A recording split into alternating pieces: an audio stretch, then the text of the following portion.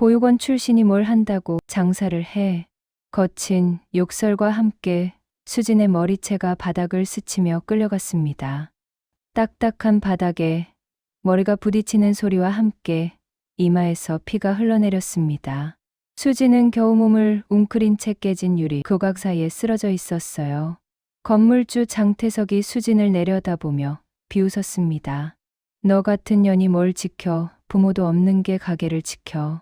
오늘 안 나가면 그냥 부순다 사람도 가게도. 그 말과 동시에 쇠파이프와 야구방망이를 든 남자들이 김밥집을 쑥대밭으로 만들기 시작했습니다. 테이블이 부서지고 유리 진열대가 와장창 깨졌습니다. 벽에 걸려있던 부모님 사진 액자까지 바닥으로 떨어져 산산조각이 났습니다. 그때였습니다. 구석에서 모든 장면을 지켜보고 있던 노인이 한 사람 있었어요. 낡은 점퍼에 해진 바지, 누가 봐도 거지 행색의 노인이었죠. 하지만 아무도 몰랐습니다. 그 초라해 보이는 노인이 대한민국 재계 서열 상위권 한강 그룹의 회장 강민재라는 사실을, 그리고 지금 피를 흘리며 짓밟히고 있는 여자가 그가 몰래 지켜보던 예비 며느리라는 사실을. 당신이라면 어떻게 했을까요? 며느리를 시험하러 갔다가 그 자리에서 며느리를 지켜야 하는 상황이 된다면 말입니다. 지금부터 그 이야기 천천히 들려드리겠습니다. 혹시 중간에 놓치고 싶지 않으시다면 지금 미리 구독과 좋아요 한번 눌러두셔도 좋습니다. 오늘 사연은 끝까지 들으시면 왜 한 사람이 평생의 확신을 뒤집고 완전히 다른 인생을 선택하게 되었는지 조금은 이해가 되실 겁니다. 며칠 전으로 시간을 돌려보겠습니다. 봄바람이 부는 어느 날 한강 그룹 본사 고층 회장실. 회장 강민재는 창밖을 바라보며 깊은 한숨을 내쉬었습니다. 오늘도 아들과의 면담이 잡혀 있었기 때문입니다. 법무팀장이 조심스럽게 올렸던 보고서 한 장이 모든 일의 시작이었습니다. 박수 31살, 관악구 봉천동 김밥집 운영, 고등학교 졸업, 어릴 때 부모를 잃고 보육원 출신. 짧은 줄 몇 개뿐인 보고서였지만 강민재의 손은 그 순간 굳어버렸습니다. 보육원 출신의 김밥집이라니. 그의 머릿속에는 오래된 상처가 먼저 떠올랐습니다. 돈 때문에 다가온 사람들, 친한 척하다가 뒤통수 치고 떠난 사람들, 그리고 젊은 시절 자신을 떠났던 한 여자. 그래서 그는 단 한 줄만 말했습니다. 절대 안 된다. 아들 민석이 들어왔을 때도 말은 같았습니다. 헤어져라. 내 눈에 흙이 들어가기 전엔 안 된다. 민석은 조용히 고개를 저었습니다. 아버지, 저는 수진이와 결혼할 겁니다. 돈 때문이 아니라 정말 사랑해서요. 돈이 전부가 아니냐는 아들의 말에 강민재는 더욱 분노했습니다. 내가 여태 살아오면서 얼마나 많은 사람에게 속았는지 너는 모른다. 그는 확신했습니다. 보육원 출신, 김밥집 사장, 통장 잔고 몇십만 원.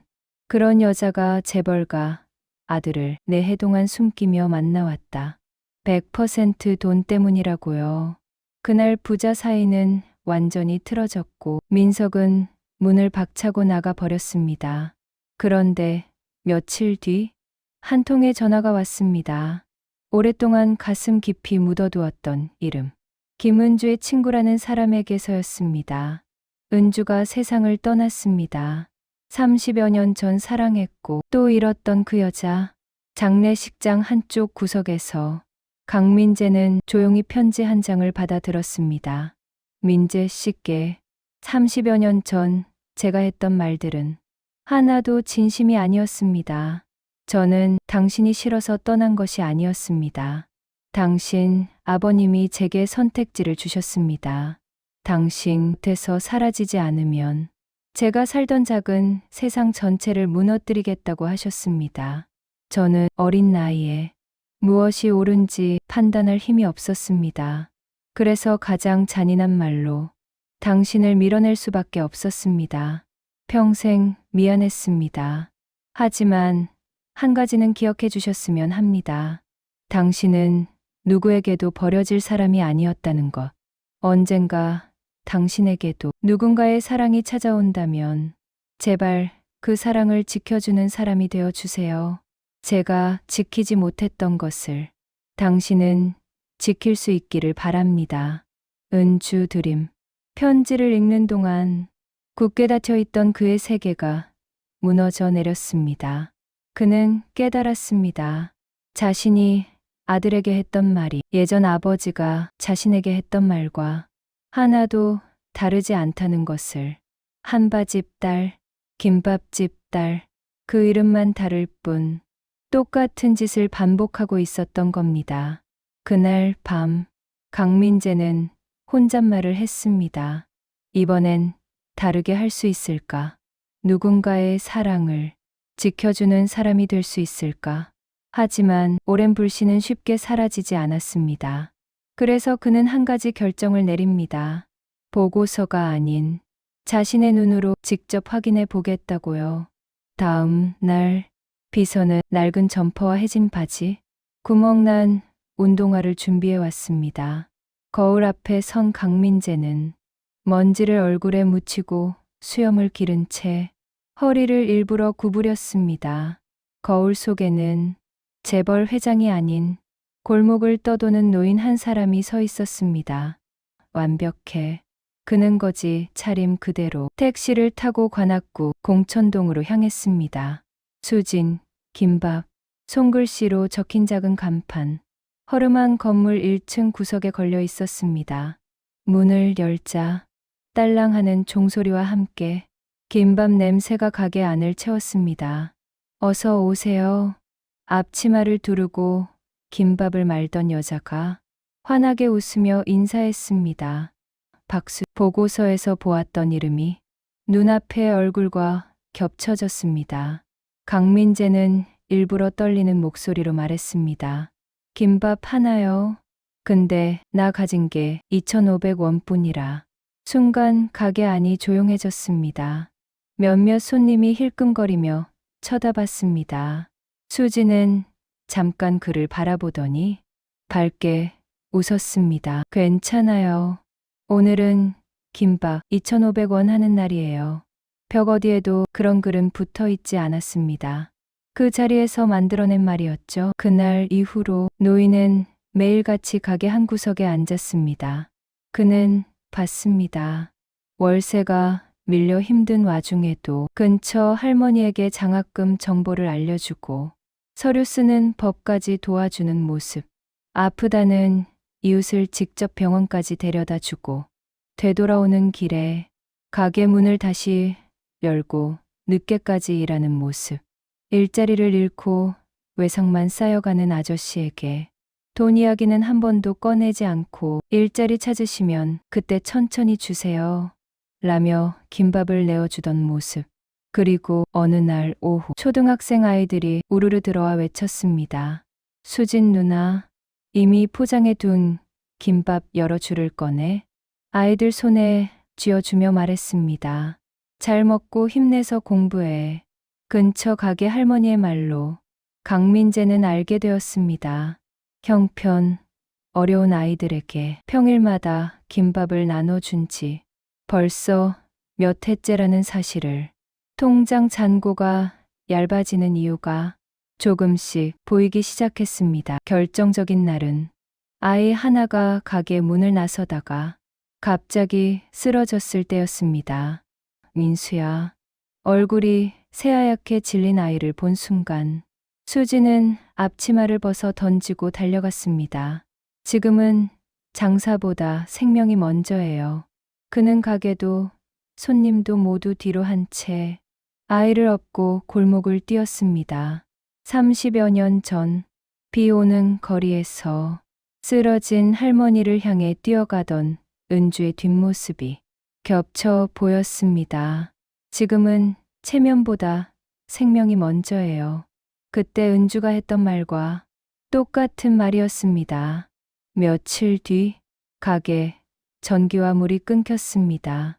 옆 가게는 멀쩡한데 수진 가게만 긴 연장선을 빌려 옆 가게에서 전기를 끌어오고 생수로 야채를 씻어가며 억지로 장사를 이어가는 모습.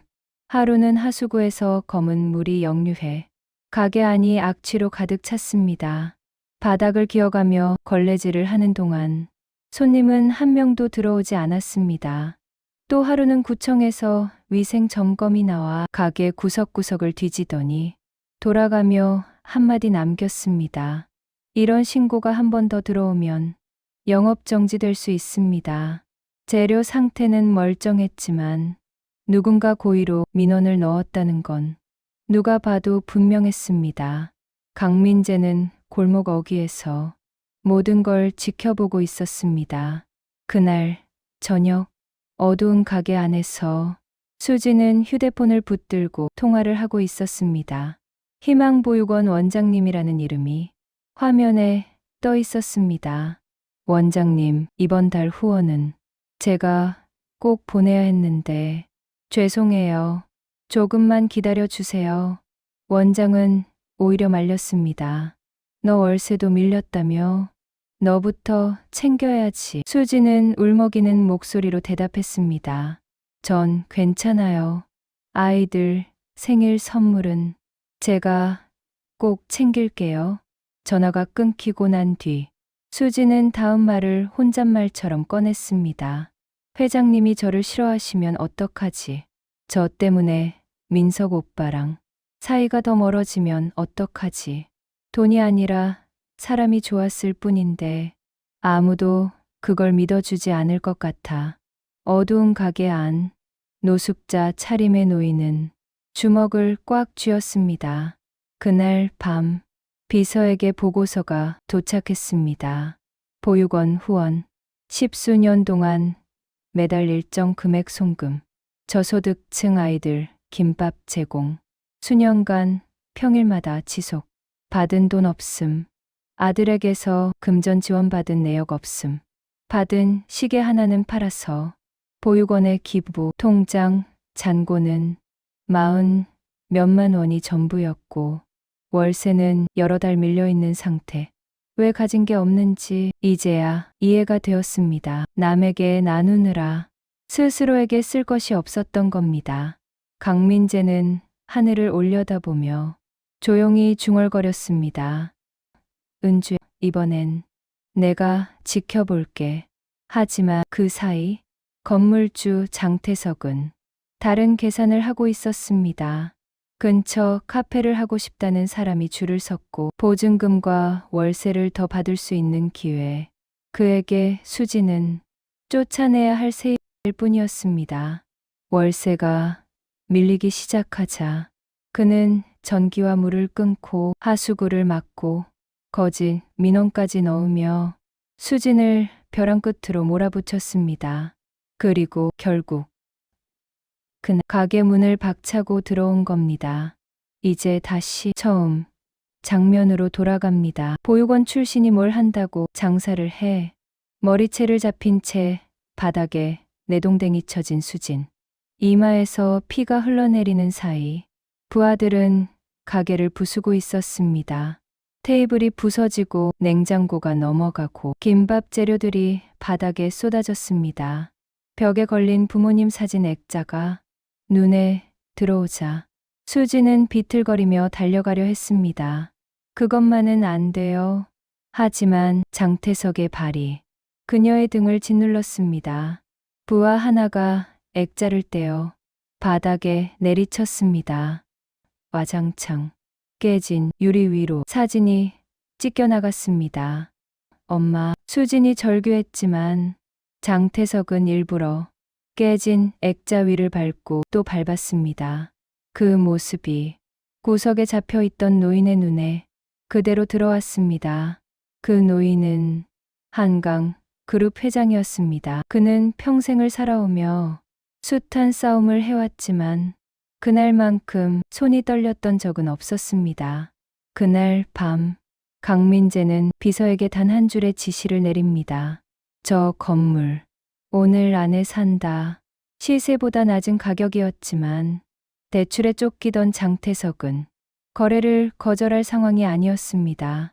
그리고 동시에 불법 퇴거, 폭행, 협박, 재물 손괴, 사채, 세금, 탈루까지 그동안 모아둔 자료와 새로 확보한 부위를 묶어 민사소송과 형사고소 준비가 시작됐습니다. 다음 날 오전, 허름한 건물 앞에 검은 세단 여러 대가 멈춰 섰습니다. 한강 그룹 법무팀이었습니다. 장태석은 어제까지 자신이 주인이었던 건물이 한강 그룹 소유가 되었다는 사실을 눈앞에서 확인해야 했습니다. 그리고 그 자리에서 민사소송장과 형사고소장, 세무조사 통보까지 한꺼번에 건네받았습니다. 장태석의 얼굴이 새하얗게 질렸습니다.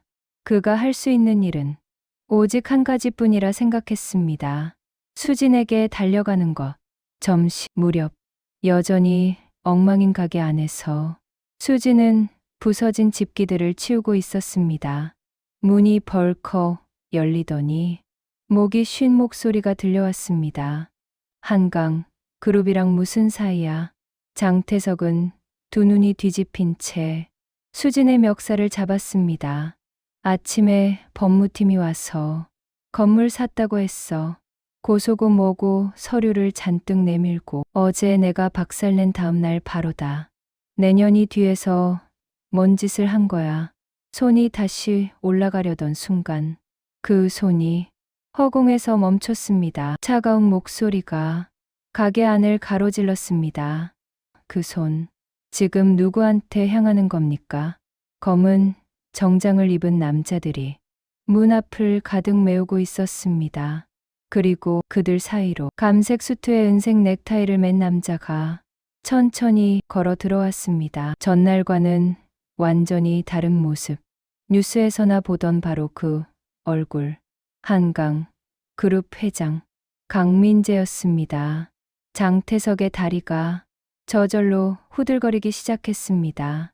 강민재는 어제 자신이 붙잡혀 있던 구석을 잠깐 바라봤다가 천천히 시선을 돌려 장태석을 똑바로 마주했습니다. 내 며느리 머리채를 잡고 바닥에 내동댕이 치고 부모님 사진까지 짓밟던 인간이 당신이죠. 며느리요. 장태석이 더듬거렸습니다. 그래, 이 김밥집 사장이 내 아들이 사랑하는 사람이다. 그는 가만히 한 걸음 앞으로 다가섰습니다. 어제 나는 낡은 옷을 입고 저 구석에 앉아 있었습니다. 내가 거지라고 부르던 그 노인이 바로 나요. 법무팀은 이미 시사 증인 진술을 모았습니다.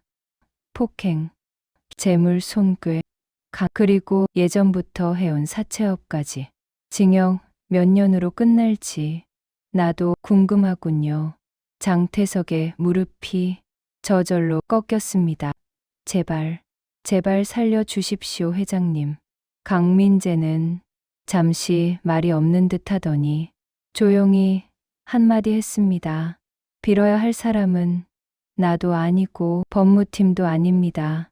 그는 고개를 돌려 부서진 가게 한가운데 서 있는 수진을 바라보았습니다. 그리고 다시 말했습니다. 저기 있는 사람에게 무릎 꿇고 빌어요. 진심으로. 가게 문이 또 한 번 열렸습니다. 예전에 이 건물에서 쫓겨났던 세입자들이 하나둘 들어왔습니다. 미용실 사장, 학원, 원장, 부동산 사장, 지하, 당구장 사장.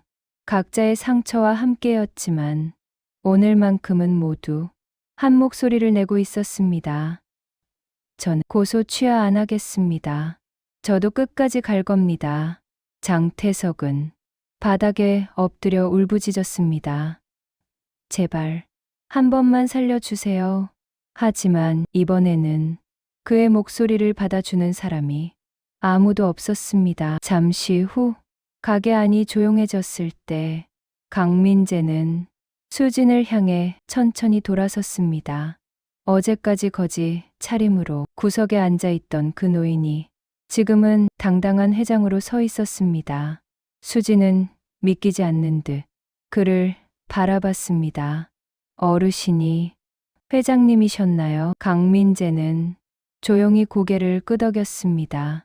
그리고 아주 천천히 허리를 숙였습니다. 미안합니다. 수진 씨. 갑작스러운 사과에 수진은 황급히 손을 내저었습니다. 그렇게 하시면 안 돼요, 회장님. 하지만 그는 고개를 들지 않았습니다. 나는 보고서 몇 장만 보고 당신을 판단했습니다. 보육원 출신, 고조 김밥집 사장. 그 몇 줄로 사람을 다 안다고 착각했습니다. 그래서 직접 확인하러 왔습니다. 2,500원밖에 없는 노인을 보고 웃으면서 김밥을 내어주는 모습. 형편, 어려운 아이들에게 몇 년 동안 김밥을 나눠주면서도 단 한 번도 내색 안 하던 모습. 외상값 못 갚는 손님에게 힘내라며 응원해주던 모습. 월세는 밀려도 보육원 후원은 10수년간 한 번도 거르지 않던 모습. 내가 다 봤습니다. 그리고 들었습니다. 보육원 원장님께 전화하던 목소리도 회장이 당신을 싫어하면 어떡하냐며 울먹이던 그 말도. 수진의 눈에서 눈물이 흘러내렸습니다. 저는 그냥 민석 오빠가 좋아서 돈 때문이라면 진작에 뭔가 달라고 했겠지요. 강민재는 천천히 일어나 수진 앞에 앉았습니다. 나도 예전에 사랑을 한 번 잃었습니다. 그 사람은 나를 버리고 떠난 줄 알았는데 알고 보니 나를 지키려고 혼자 떠났더군요. 그러면서 편지에 이렇게 남겼습니다. 언젠가 비슷한 일을 겪게 되면 누군가의 사랑을 지켜주는 사람이 되어 달라고. 나는 그 약속을 30년 넘게 잊고 살았습니다. 그러다가 당신을 보고 다시 떠올렸습니다. 그래서 이제 묻겠습니다. 박수진 씨, 우리 아들의 사랑을 지켜줄 수 있겠습니까? 수진, 눈물 맺힌 눈으로 고개를 끄덕였습니다. 제가 평생 지킬게요. 그 순간 가게 문이 열리고 민석이 숨을 헐떡이며 들어왔습니다. 민석의 두 눈에 아버지와 수진, 그리고 부서진 가게가 한꺼번에 들어왔습니다. 강민재는 아들을 바라보며 조용히 말했습니다. 민석아, 아버지가 김밥집 여자라고 무시했던 내가 가장 중요한 걸 못 보고 있었더라. 그는 서류 봉투 하나를 꺼내 수진에게 건넸습니다. 이건 뭐예요? 이 건물 등기부등본이다. 어젯밤에 내가 샀다. 이 건물은 이제 내 거다. 월세 걱정하지 말고 마음껏 장사해라. 수진이 황급히 손을 내저었습니다. 그런 건 받을 수 없어요. 하지만 강민재는 단호했습니다. 이건 선물이 아니다. 사과. 내가 너를 의심한 것에 대한 사과. 그리고 내가 지키지 못했던 사랑에 대한 뒤늦은 약속. 민석이 그 말을 듣고 아버지를 껴안았습니다. 아버지. 강민재도 아들을 꼭 끌어안았습니다. 늦어서 미안하다. 이제라도 와서 다행이다. 몇 달 후 수진 김밥은 예전과는 조금 다른 모습이 되었습니다. 외벽은 새로 칠해졌고 간판도 깔끔해졌지만 글씨체만큼은 예전 손글씨 느낌을 그대로 살렸습니다. 방과 후가 되면 아이들이 여전히 줄을 섭니다. 수진 누나, 그 아이들 옆에서 앞치마를 두르고 김밥을 말고 있는 사람은 이제 수진만이 아니었습니다. 대기업 회장이라는 타이틀을 잠시 내려놓고 손녀 자랑이 더 바쁜 한 할아버지도 그 옆에 서 있었습니다. 여기선 그냥 수진이 시아버지야. 그는 웃으며 아이들에게 김밥을 건넸습니다. 시간이 조금 더 흐른 뒤 김밥집 앞 작은 공터에서 작은 결혼식이 열렸습니다. 호텔도 웨딩홀도 아닌 수진이 눈물로 버텨냈던 그 자리. 하객은 단골, 손님들, 이웃들, 보육원 아이들, 그리고 예전에 쫓겨났던 세입자들까지. 주례를 맡은 사람은 강민재 회장이었습니다. 그는 천천히 입을 열었습니다. 신부는 제게 큰 가르침을 준 사람입니다. 진짜 부자가 뭔지, 진짜 사랑이 뭔지 몸으로 보여준 사람입니다. 통장에 남은 돈은 많지 않았지만 이 동네 사람들 마음속에는 언제나 이 사람이 있었습니다. 그게 진짜 재산이라는 것을 이 아이가 알려주었습니다. 사람들의 눈가가 촉촉해졌습니다. 민석과 수진이 서로를 바라보며 천천히 입을 맞추는 순간 가볍지만 뜨거운 박수가 골목을 가득 채웠습니다. 또 한 해가 지나고 병원 분만실 앞 강민재는 젊은 아버지처럼 복도를 서성이고 있었습니다. 잠시 후 간호사가 웃으며 말했습니다. 축하드립니다. 건강한 딸입니다. 분만실 안 수지는 작은 아기를 품에 안고 있었고 민석은 눈물로 웃고 있었습니다.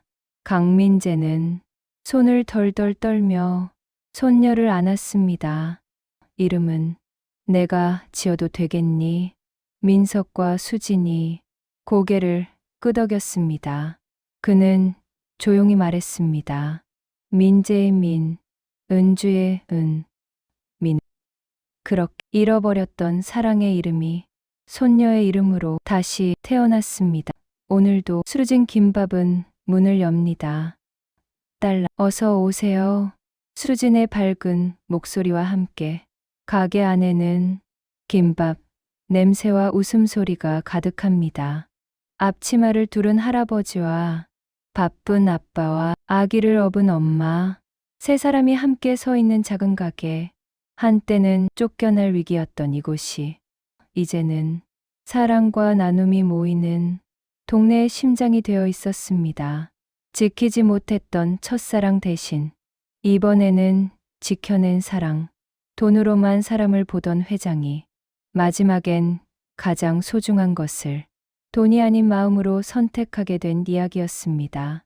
오늘 이야기 어떠셨나요? 가끔은 보고서 몇 장으로는 하나도 보이지 않던 진심이 작은 김밥 한 줄에 아이들 웃음에 그리고 보육원 아이들 생일 선물에 고스란히 담겨 있을지도 모릅니다. 이런 이야기 앞으로도 놓치고 싶지 않으시다면 지금 구독과 좋아요, 알림, 설정까지 해두시면 다음 사연도 따뜻하게 전해드리겠습니다.